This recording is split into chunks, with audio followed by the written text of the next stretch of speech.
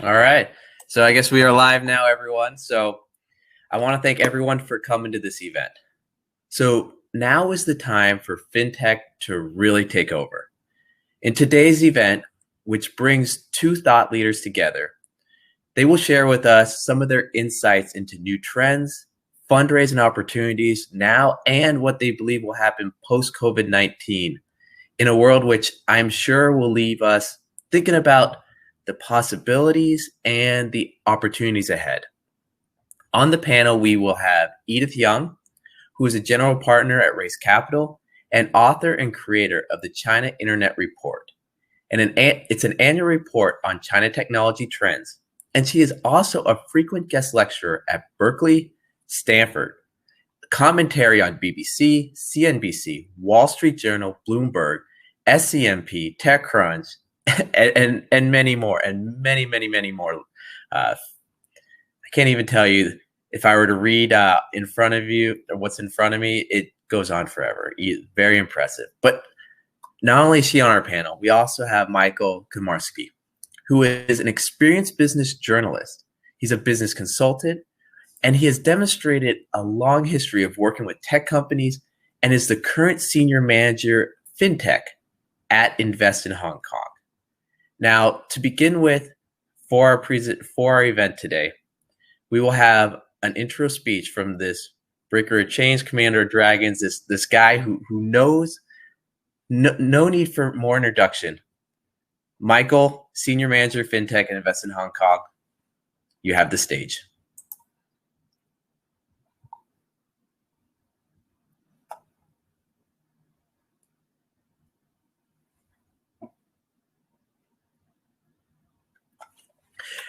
We're getting him to click on the right button right now, so it'll be one moment, but we're ready to start.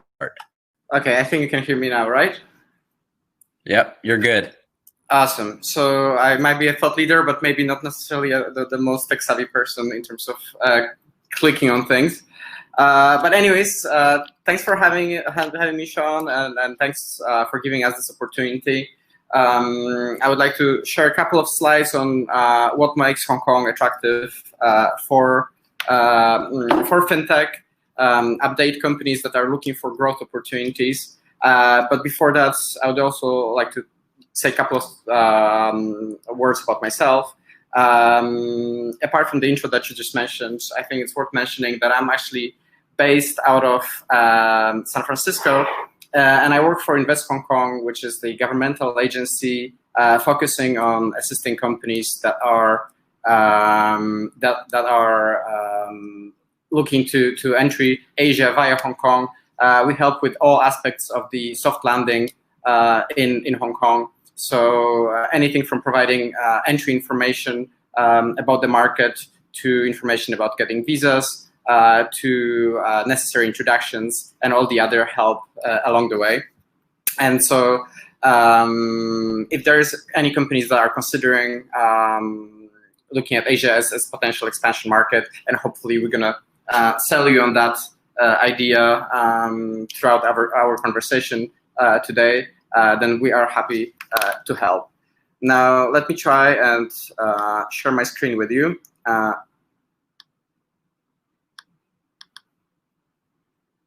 All right. So I promise it's not going to be a very long conversation. I promise it's not going to be a very long presentation, given that we have Edith in the panel, and I know, Shawn, you have great experience in working with Chinese companies as well. So I think it's going to be better if you do it a little bit more interactive. But I would like to first show why Hong Kong for FinTech, and why is it relevant right now in this COVID/post-COVID era. So Hong Kong has been really pushing for the for promoting FinTech ecosystem in the past couple of years. And the reason for that is pretty obvious. Hong Kong as an international financial services hub has been positioned well to also add the tech component to it, given the critical mass of banks and insurance companies and wealth management funds. And in the past couple of years, Hong Kong gained over 600 fintech companies half of which see Hong Kong as the base for their global expansion.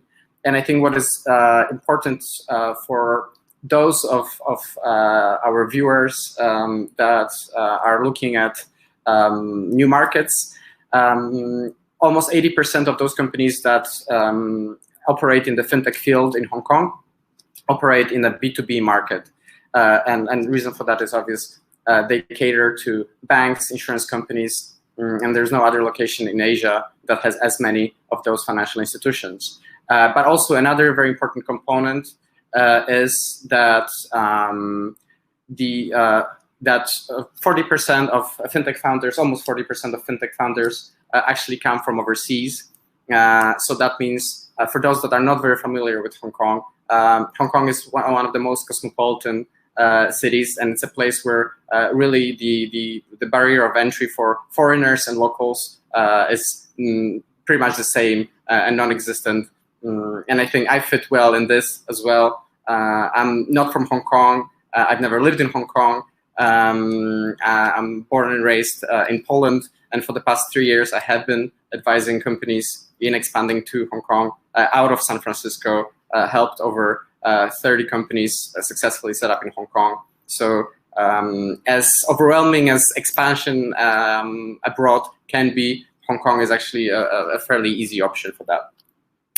Moving on, as I mentioned, there's a number of reasons why companies choose Hong Kong, both within fintech and within other sectors. Of course, financial companies, but also number of funding sources and low tax regime. And I'm going to tell you a little bit more about that in a minute as well. As I mentioned, no other location in Asia that has as many financial players that could potentially be your customers if you are supplying B2B solutions within fintech. So over 160 licensed banks, over 160 insurance companies. So really a very attractive market for expanding.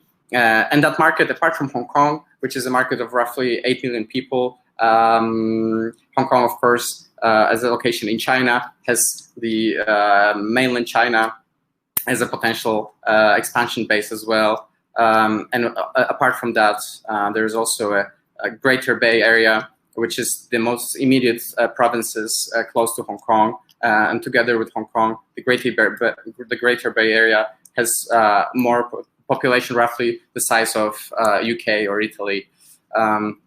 So a very growing and powerful market to potentially expand to.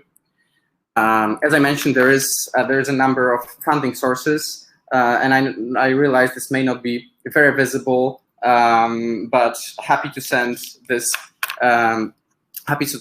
link to whoever is interested more in expanding to Hong Kong. And this is actually a very timely thing because Hong Kong launched a number of, the government of Hong Kong launched a number of funding grants and funding initiatives to foster a business following the COVID situation.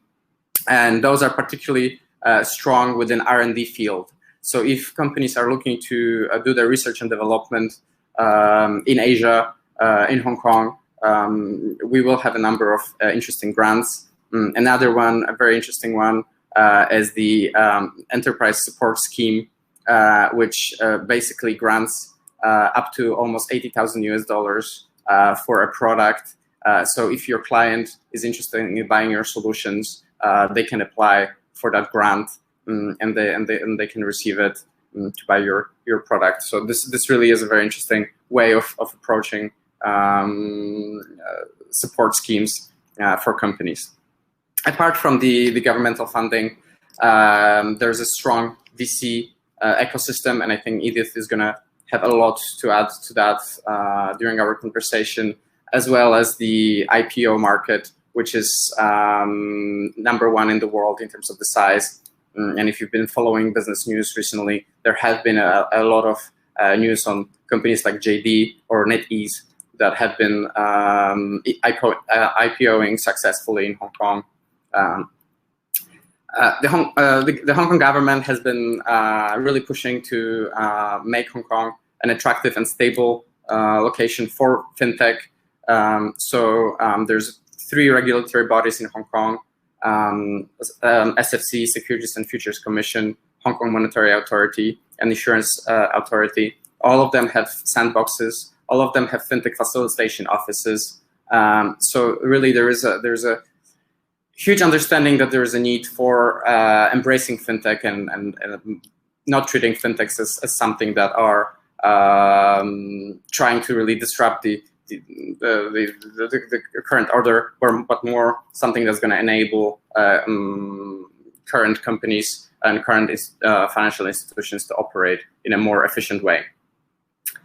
Without extending too much of this presentation, I really think it would be good for us to have a chat. But I have to mention one of the things that historically has been always making Hong Kong very attractive as well is a low and simple tax system. So Hong Kong doesn't have a state duty, doesn't have the capital gains tax. It also has only 8.25% of the first 2 million of profits for companies tax. If there's no profit for the company, there's no tax. So really very attractive from that perspective as well. And finally, where we fit as Invest Hong Kong in this whole ecosystem, and in what situations it's worth to turn to us. Invest Hong Kong, as you can see on the top of this chart, is the facilitator between different actors in Hong Kong. So if you are thinking of expanding to Asia, if you don't know how to navigate yourself, we should be your first port of call, because we know everyone else. So we know the regulatory bodies, we know science parks, and other associations that can help you further. As a governmental entity, we do not charge for our services. There is no need to keep any retainer or assign any contract. We are happy to engage with companies of any size, and happy to work with anyone who's looking at Hong Kong as a potential expansion base. And finally, as I'm wrapping this up, I would like to extend our invitation to the Hong Kong FinTech Week, which is our event that we've been organizing for the past 5 years. It's our flagship event that serves as a sort of excuse to bring everyone over to Hong Kong and showcase what's happening in that ecosystem. This year, we will be organizing that event in the first week of November. And it really is the largest event in that part of Asia, where you can meet main stakeholders in the ecosystem.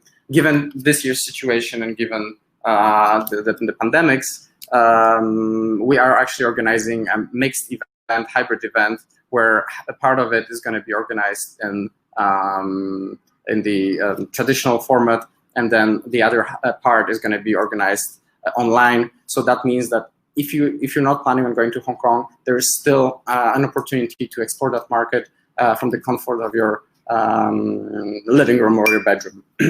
So hopefully I whet your appetite a little bit in terms of what's up in Hong Kong, and I think it'll be good for us maybe to open it now to the actual chat.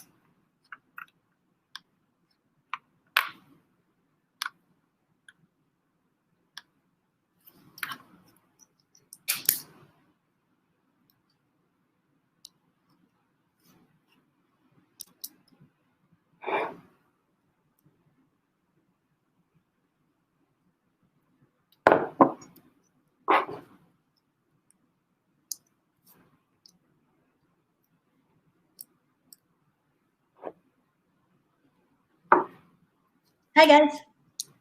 Hi Edith. How are you, Michal? We have Shawn joining us too, right? Yes, so I think we were waiting for our moderator. So. But you and I can just talk. Yes, and now we have our, okay, we can follow our leader. Okay. Yeah. I'm here. Can you guys hear me? Yeah.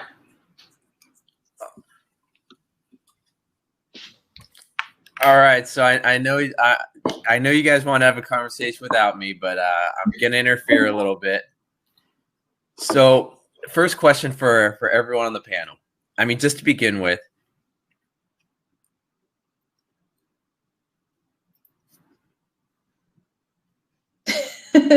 Wow, he keeps us in. Oh, there we go. Shawn got so excited he froze. Yeah, he froze, Shawn. Yeah. Okay. Now is everyone good here? Yeah. Yeah. All right. Perfect. So first question for the panelists, and Michael, if you want to start off, this would be great. How has the conversation in your working circles changed over the last 3 months? It's changed a lot, of course. I think the whole world changed a lot. I think number one thing really would be why, because most companies that we talk to are companies that are looking to sell their products to financial institutions in Asia, in Hong Kong. And typically until the past, until the beginning of this year, the question was, why your product would be interesting, why your product is better than others, why we should work with you. And I think the main question right now is why your product should be interesting now, as in how this product is helping us to adapt to remote work, or how it helps us to adapt to, I don't know, contactless way of doing things. And I think it's very important when companies are approaching us, when they show that they thought about their way of thinking is kind of tweaked towards that. I've seen a couple of presentations which really focus on that right now, on the current situation, and I think it seems like companies are understanding that. So that's really the main change. Edith, do you have more you'd like to add? Oh my God, there's so many changes. It's not even funny. But yeah, I think so my focus at RaceCapital is investing in early to A startups, and we obviously at a Hong Kong FinTech meet Silicon Valley event, so I do look at a lot of FinTech companies.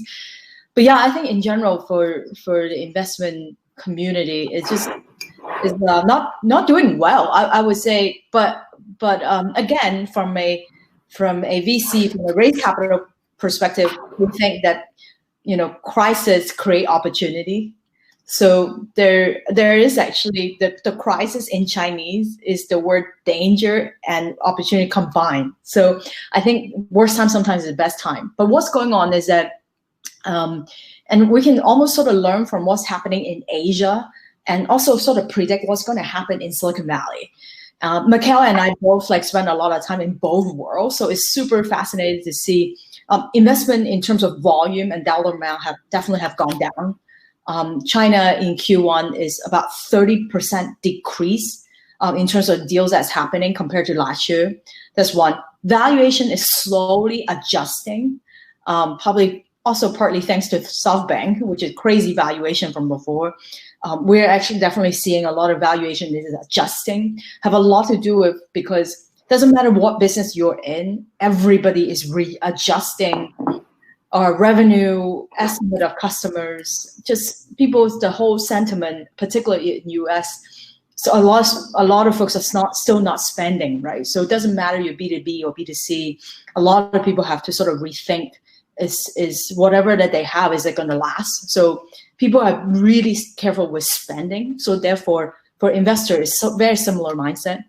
But it's not that deal is not happening. It is happening, but very specific. So good thing, hey, all of us are sort of in the fintech space. Fintech is still doing decent and well, but we're seeing a lot of investment going to specific vertical, like healthcare, logistics, things that, in times like this, we need that.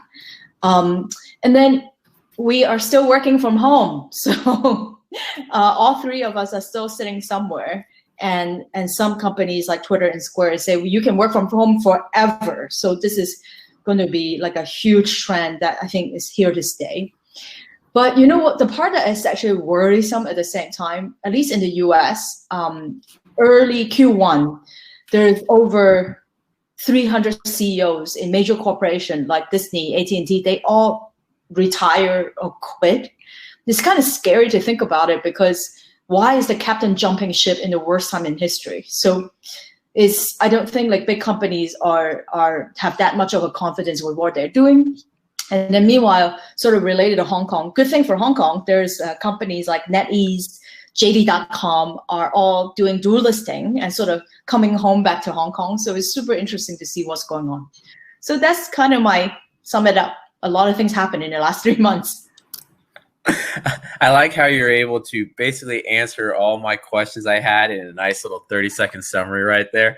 So with that, we got to go a lot deeper into each of these.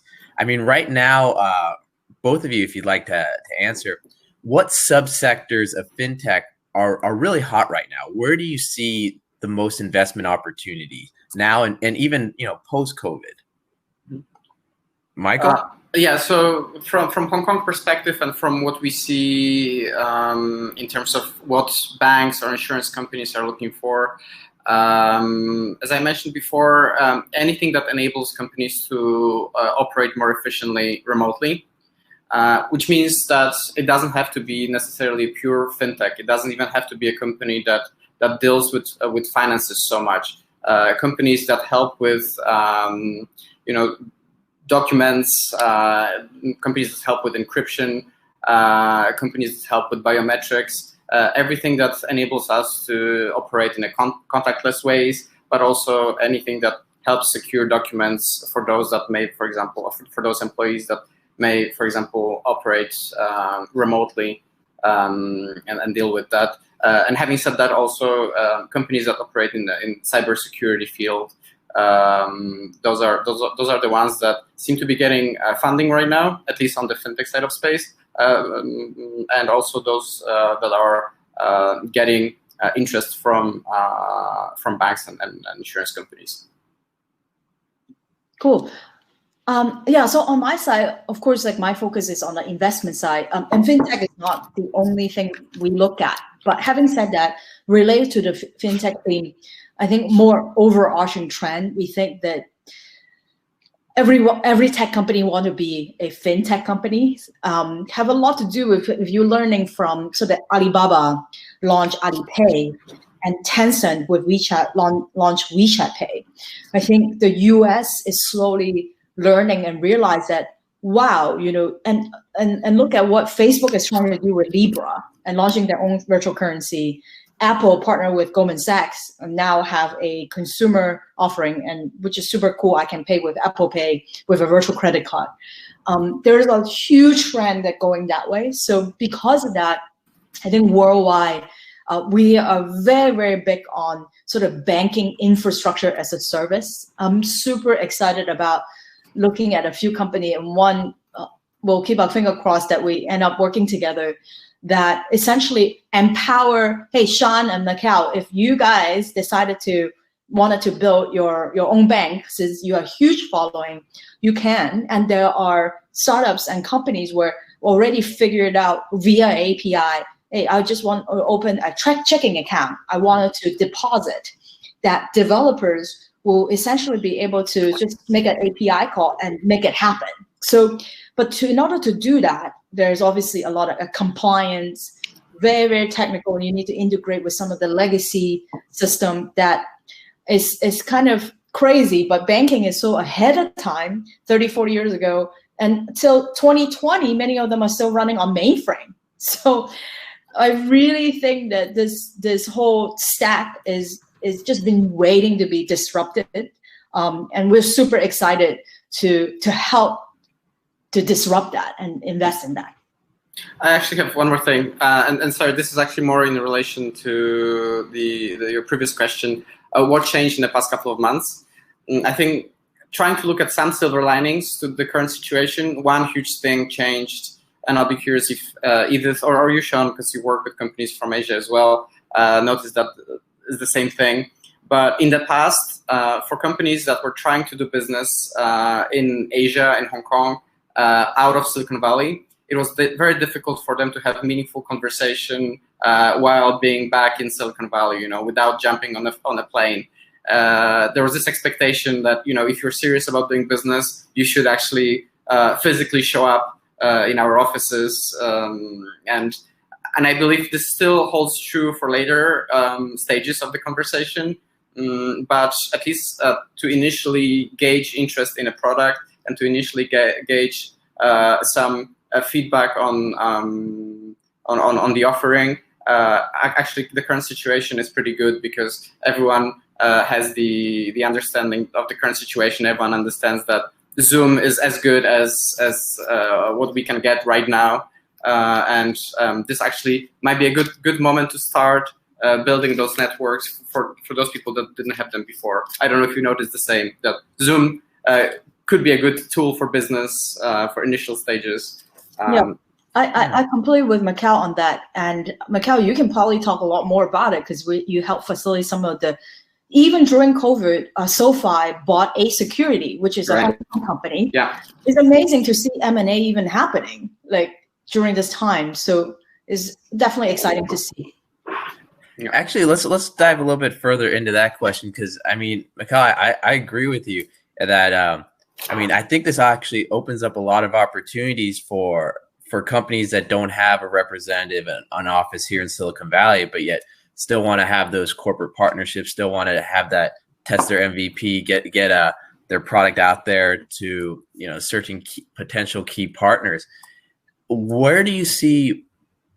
I mean, do you see this going as more opportunity now global because of the pandemic, because of Zoom, where a startup, even a smaller company that may not have the budget to travel to send a team over here now may be able to actually do some big deals with some international players? How many doors do you see being able to be opened because of the new way we're doing business? So within FinTech, it's that's my personal opinion, but also based on the observation of the past couple of years. In FinTech, it's a difficult call because your customers are banks and financial institutions. And if you're a small company that might run out of money, if you're a small company that cannot afford to travel to meet with your client, that's, I think, a red flag for your potential customer, because bank would not want to buy from you knowing that maybe you will run out of business tomorrow. So maybe it's actually a better time for companies that are looking for some interest from VCs.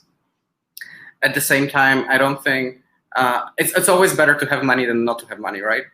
So it's I think a good time for companies that have a bit of a runway and can actually plan for setting up in our respective locations. But at the same time, for those that have some funding secured, for those that if they find enough of a business case to be in a certain location, this is a good time to start talking. So so I think that's my take on that. Edith, do you have anything more to add? Oh, you want me to add? Okay. Oh, yeah. Actually, Shawn, I mentioned yesterday when we were sort of prepping, I wrote this article. I think it's kind of funny because literally every day I'm on either Hopin or Zoom, like every day. Should we put the link in the chat or just a link to the picture in the chat? Yeah, so it's funny because we see so many Zoom calls, and if everyone on the call want to like build relationship and basically take on the challenge that Michal just talked about, right? You know what? Like we could be anywhere and build a super global business. It's absolutely possible. Then what do we need to do to make sure that your investor, your customers, or sometimes you may be hiring people brand new without ever meeting physically, to take all of us as professionally as we would. So I wrote this article is about how to actually pitch your startup on Zoom. And it's really hilarious, inspired by Wall Street Journal. That literally, honestly, none of us, I could be wearing shorts right now and you have no idea what was at the bottom. And it's just really funny to sort of peek into everybody's home. But yet, like, we need to take each other seriously, right? I still trying to make a point as much as I can, dressed up, put some makeup on, so I'm like going to work. But yeah, like this is basically just like our coffee meeting now. Yeah. And I want to make sure that all of you, if you're raising money, I think because most of the investors or your partner and customer are taking so many of these calls, it's actually making this time that we have together even more efficiently. Even though sometimes, of course, we want to build a relationship and chit chat a bit, but that chit chat time is like I don't even want to look at the screen anymore at the end of the day. So let's make this super efficient. Let's have a deck. Let's have an agenda. It actually sort of like get us to be even more efficient. It's a good thing. Okay. Going back to the banks and that, one thing that when I talk to startups, they complain about is the regulations and how long the process is to implement their MVP or to get a test, anything done with all the regulations.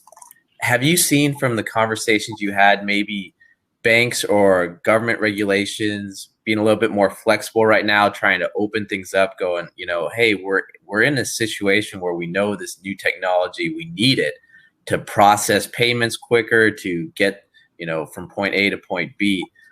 Are they having those conversations in Hong Kong right now and in Asia with people you've talked to, or is that not happening right now? So with fintech, I think it's a little bit like with marriage. You don't want to jump. You don't want to jump too quickly into things. And postpone it 10 years, probably 10 to 15 years.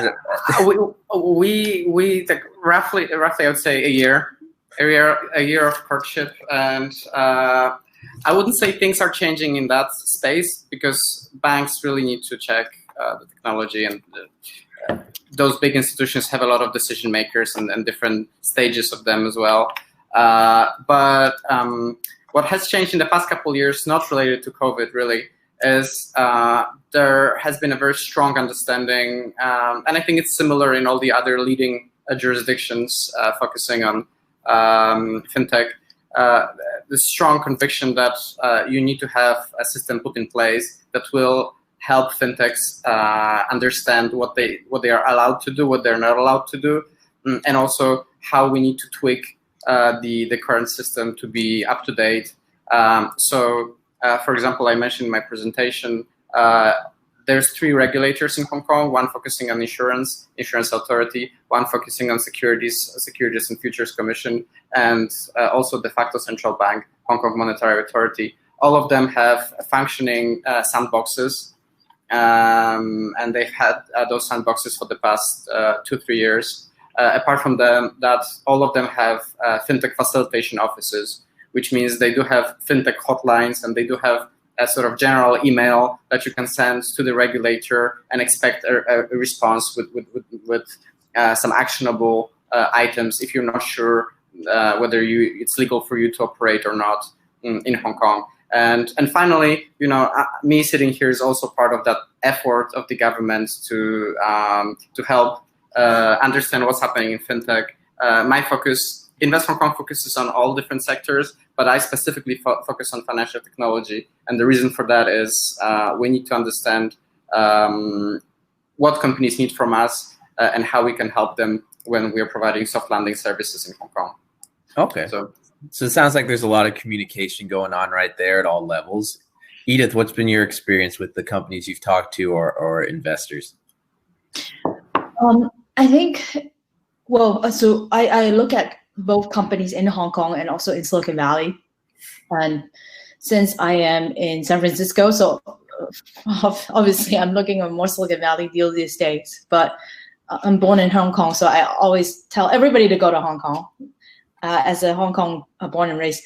But I think what's going on is you don't know what you don't know. I do agree with Michal that Hong Kong actually are quite advanced from the government point of view. In terms of having the virtual insurance license, and I think was it early last year, they also give out 8 virtual banking license.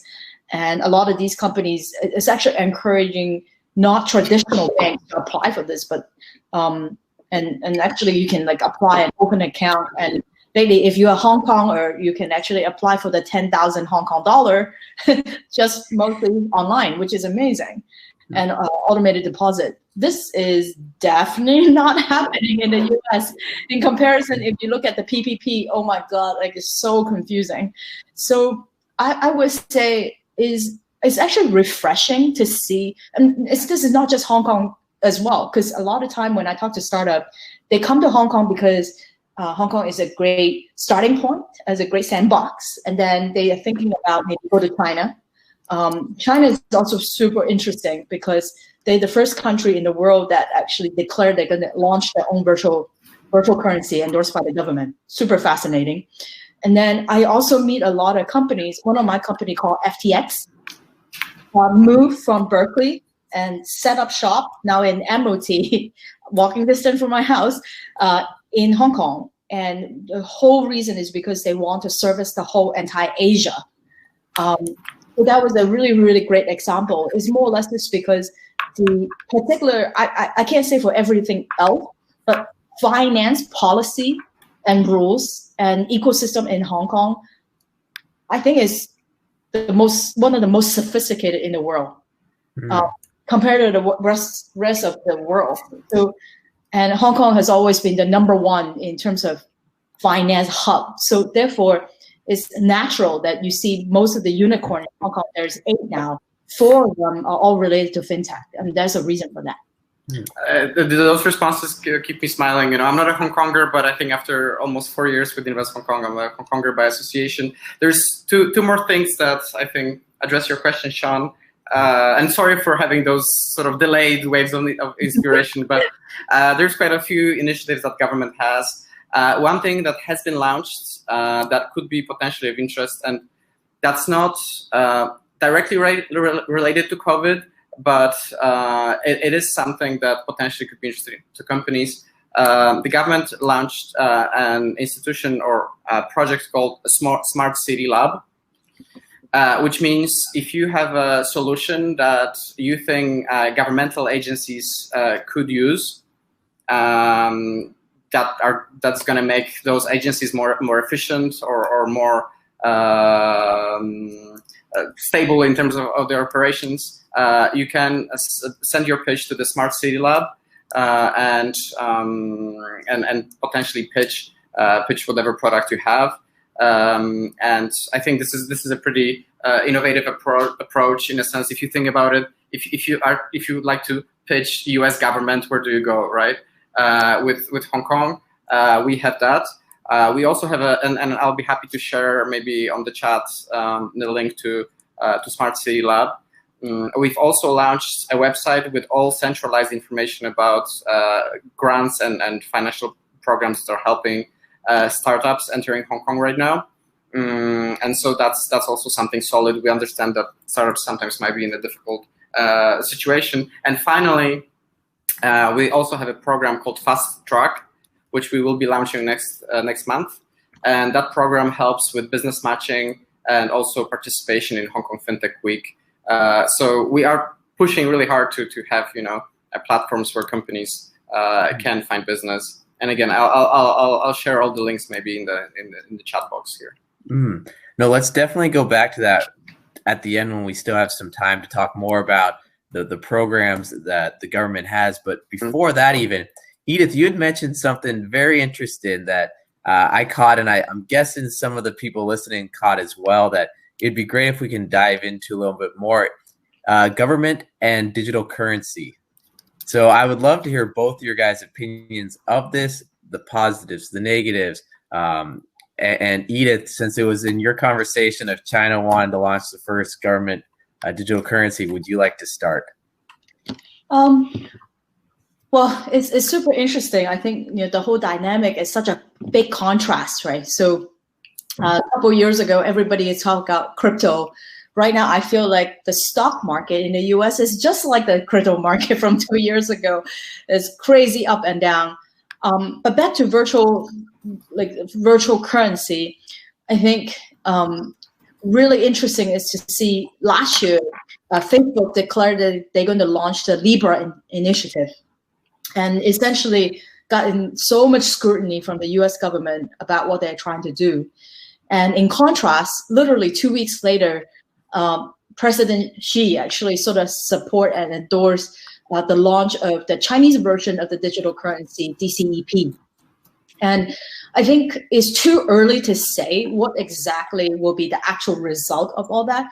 But my understanding, even with COVID, they are, at least in China for now, have been testing in a couple of cities. I think Suzhou and Shenzhen, where really want to kind of think about if, hey, especially if you look at China in terms of completely touchless. And right now in COVID time, we really, trust me, I don't want to touch anything, right? So if you have a mobile wallet and essentially you can just either scan a QR code in China, or in this case in the US using Apple Pay, then everything in terms of the transaction is fairly virtual anyway. So how do you actually sort of facilitate and make it even easier in terms of flow for the consumer experience side of things? But on the flip side, it's hard to say like good or bad. I think there is certainly a competition always between China and US. So Michal, which Shawn makes all of us in a really interesting place. But I do think that it's so interesting to see how both US and China, obviously one is to sort of be counterbalance each other and be number one, right? In many, many cases. And it is a race, I think. And right now, more or less nothing. I do actually think that in terms of the virtual currency and mobile payment and all of the consumer fintech, enterprise is very different. That China is actually quite ahead, just in terms of the sheer volume, how many people actually adopt mobile payment. So my attitude being an investor and founder is everybody on the call should be learning from the best from both sides. How do we actually leverage and see some government doing certain virtual currency? How can we actually learn from that and leverage those knowledge and build what we want to build? And as Michal and Shawn, you both sort of alluded to, hey, we can be anywhere. Yesterday, I was talking to a Hong Kong entrepreneur going after India. She spent more than half of her year, until COVID, in India, and actually set up a virtual credit card and lending business. And in 6 months, got over 400,000 users. Wow. And having her team in Hong Kong, that is amazing. I think if she can do it, she's amazing. But a lot of us can do it. Mm-hmm. Michal, question for you. Back to the government digital currency. What are some of the I mean, we mentioned touchless. I mean, that is a big issue right now for because people don't want to be in contact. They want to be safe. What are some of the other positives and negatives for adopting a digital currency? Why would someone resist or want to accept it? So I think the positives and negatives of this question that could be best addressed by the regulator in Hong Kong. I think what is important from our point of view as Invest Hong Kong is that digital assets are our reality. They are with us to stay. I think my start of working at Invest Hong Kong actually was a very interesting time because I started pretty much when the cryptocurrency hype started. And at the very beginning, we didn't know what to make of it because, as Hong Kong, we want to stay competitive. We want to be welcoming to business. But at the same time, with Bitcoin going from one crazy price to another, with a lot of strange actors all of a sudden flooding your mailbox trying to do ICOs, we really didn't know, how to navigate that. It seems that, and I know I'm kind of shifting away a little bit from the main national currency, more towards the whole ecosystem. But I think it's important for those of our viewers that are operating in that particular sector to understand that we do look at blockchain, we do look at digital assets as a valid subsector that is very attractive for where Hong Kong is a very attractive base to operate out of. our, I would say, way of thinking changed in terms of being scared or being a little bit mixed feelings about it, to now having more understanding of both technology but also use cases, and understanding how companies can operate in that field. So in the past 3 years, we've seen some of the largest players, for example, R3 and Digital Assets and Galaxy Bank, all set up their operations in Hong Kong. We worked with them. I like to think that they were happy with the service that they received.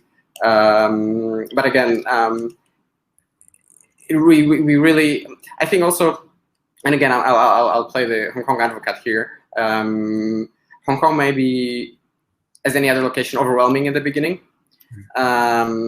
Same as ICOs and cryptocurrencies were overwhelming at the beginning.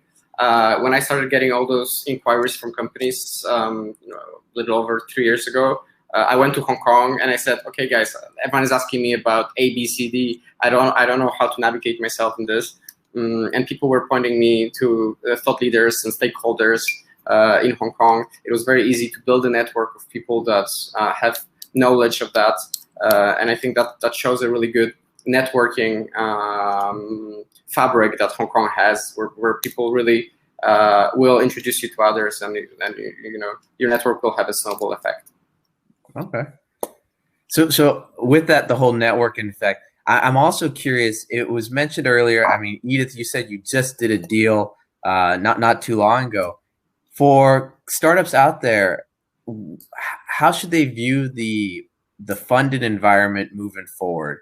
Is it, in your guys' opinion, do you think there's going to be more capital, less capital, similar to now? In the coming, Q3, Q4. What do you see for the rest of the year? It's not, well, capital is still there. It didn't evaporate because of COVID. The capital, venture capital didn't get that sick from COVID, but definitely investors are getting a lot more conservative. And think about it, right? There's a few things going on. If you from putting yourself in a VC point of view, if they have already invested in certain companies, not all of them are doing well. So some of these capitals are actually there, but to save their existing company. So that some of these money go there. And then it really depends on, we're a more generic fund, but obviously lately looking at a lot of enterprise and fintech, but we do have a different lens depending on if you're working on B2B or B2C. And even you are to consumer or to enterprise, you could be specific vertical, right? So healthcare, logistics, fintech, enterprise, who are you selling to? All of you will sort of we think and ask different questions based on what you're working on. So I think if you are a founder or you are a CEO, and to prepare for the next fundraising conversation is to really, well, first off, you have to prepare to answer, how's COVID impacting your business? This is the standard questions everybody asks. And then it's really about, even though, okay, you're thinking planning maybe, by the way, historically, summer is the worst time to raise money because most of the VC are on vacation. But right now, all of them are stuck at home. So it's actually probably not a bad thing. But to build a relationship is, even though you may not need to fundraise now, it is about establish a relationship. It's good to meet them, but be straightforward and say, hey, is that okay for me to keep you posted on my progress? Monthly or maybe quarterly is enough, not too much, just to show that even though in a really bad time, you have great trajectory. That's really want you to show, because if you need the money 6 months from now and then you're trying to set up a relationship, then there's probably thousands of entrepreneurs ahead of you that have done what I just talked about. So use this time wisely. Is actually, you may be surprised because a lot of them now actually have more time to meet with you because they're stuck at home. So to give you an example, Edith was never easy to pin down in a pre-COVID era. Now, Yeah. Now I see Michal every 2 weeks. Mm-hmm. Exactly. And I just want to reach out to our audience right now. We still have a little bit of time, so if anyone has questions, please message Alex in the group, and also Edith, Michal, and myself will stick around for the networking afterwards. So if you have questions there, but if you want to get your questions to the group right now, please message Alex while there's still time. We still have a little bit of time left.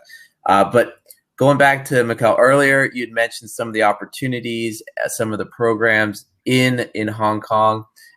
What are things that people here in Silicon Valley or US or any of our listeners, because we do have Puerto Rico and Trinidad on the call with us. What are some of the things that the general public here might not know about that would be beneficial to them?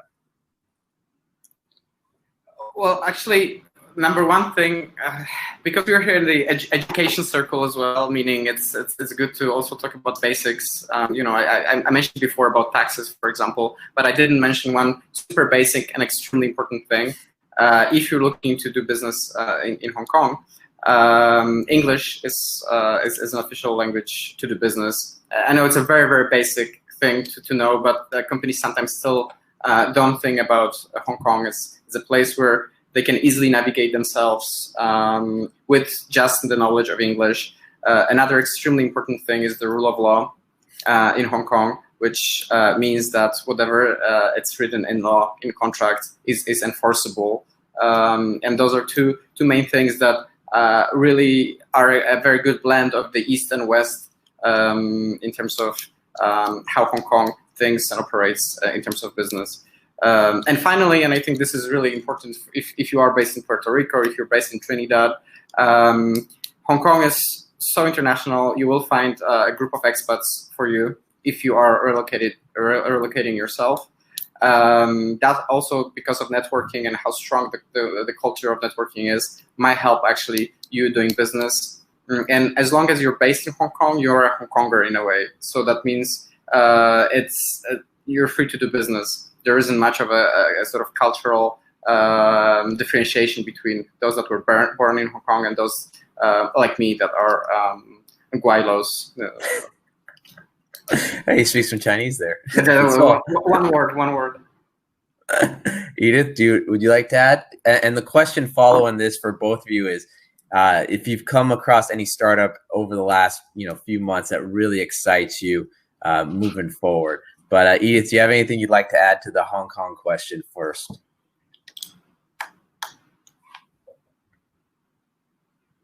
And you're on mute.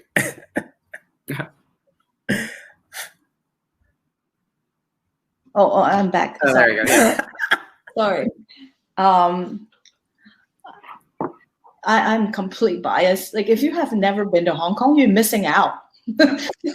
It's the best city in the world, and you really have no excuse. You have to go there. But other than advertising for Hong Kong, I actually think that particularly if you're focusing on fintech, is really about making sure that you're learning. You got to be very worldly, actually, when you're building a fintech company, because the main thing is because for a country like China or India, they have nothing because they have no legacy and infrastructure focus. So sometimes when you're building a fintech company in the US, it's actually harder because there's so many compliance and regulatory restriction. So it's just really good, actually, for all of us to be able to explore and learn. And hence, Hong Kong will be a great starting point. But Shawn, I'm going to go into like exciting companies. Yeah, I have so many, but I think one to start with is actually, I have to like start with a company that we invested here and then decided to move to Hong Kong, which is FTX. I mentioned before.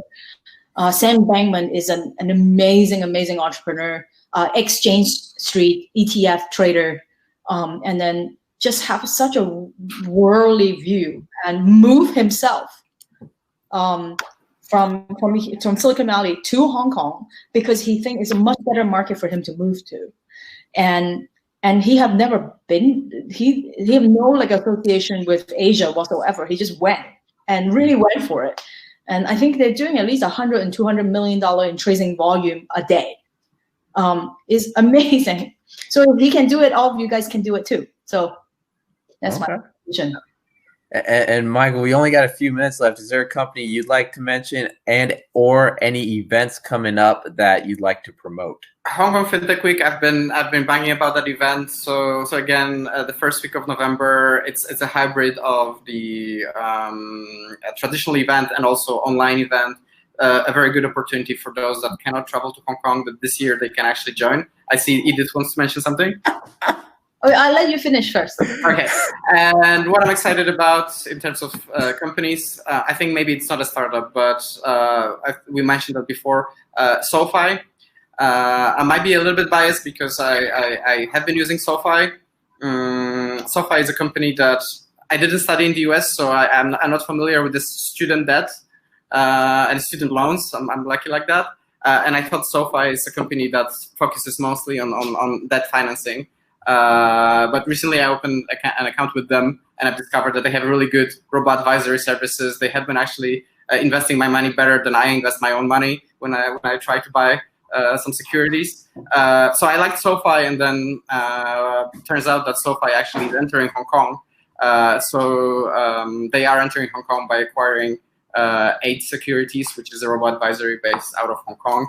And I'm excited that Hong Kongers will have an access to this whole suite of products that SoFi is offering soon, and that's a big exciting announcement to have a quadruple unicorn enter Hong Kong. Okay, and if anyone wants to find out, more about what each of you is working on, what's the best way to learn about it, or get in contact, or any information you'd like to promote, a blog, Twitter, anything? Yeah, I'll be happy to share my contact details, either email or Twitter handle, maybe on the chat here. And Edith, I know you wanted to mention something. Oh yeah, sorry, Edith. Yeah. Oh no, all good. I was gonna say, me and a few very passionate Hong Kong entrepreneurs from the Valley started a nonprofit organization called Founders Hong Kong. It's literally founderhk.com. When we host a lot of really awesome events, I would say 60-70% of them are in Cantonese, but a few are also in English. So it's all free, so love to share with everybody on a lot of things that is more like practical stuff, like Instagram 101 or fundraising 101. Like we do a lot of like the founders event. So welcome everybody, join us. All right. And I think Alex is going to break everyone up now and put us in networking groups as he organizes the networking groups. We have one last question. May I open a company and bank account without visiting Hong Kong right now? Thank you for that question. This is a question we get a lot. Opening a company without visiting Hong Kong was possible even before COVID.